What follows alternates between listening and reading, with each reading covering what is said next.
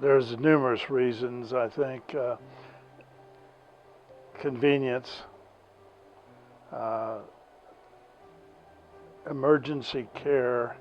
A lot of times you don't have time to move people to a larger hospital or a different hospital without stabilization of their condition. Uh, I could relate a very simple story to you that's very important in my life. Uh, has to do with the first year I was here.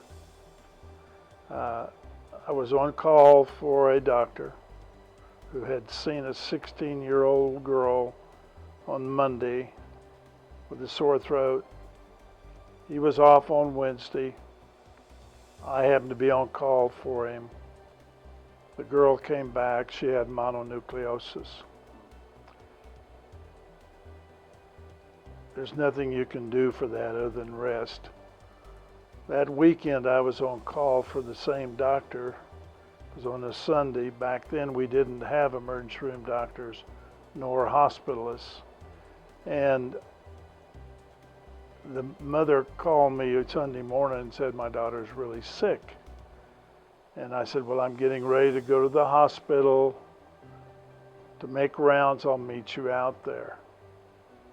I no more hung up the phone than she called me right back, and she said, my daughter is really, really sick.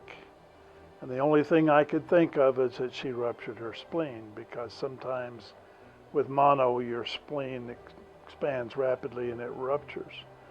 So I called the hospital to see if there was anybody there. There was one doctor there, and I told him what I thought we had coming in was a ruptured spleen.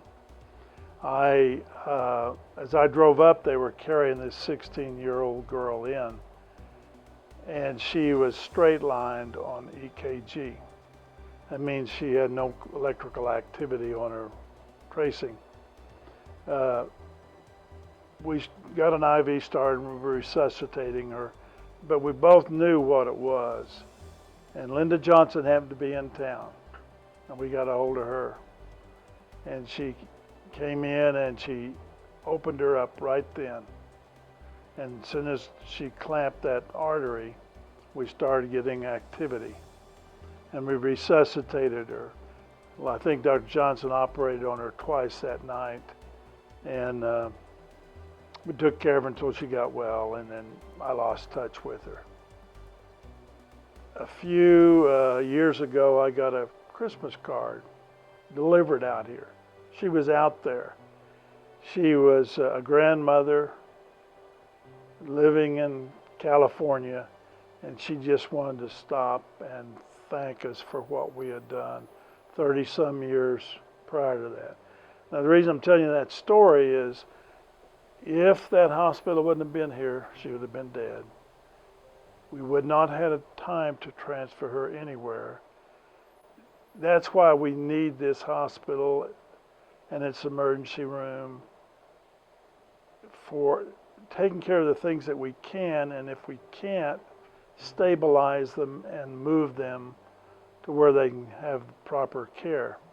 The other side of this is people don't realize the number of employees in this community are related to hospital care. Not only do you have the hospital personnel, you have the two clinic personnels. You lose your doctors, you're going to start losing some nursing homes, pharmacies. I think there would be an estimate easily 1,400 people connected to the medical care. Old people cannot travel.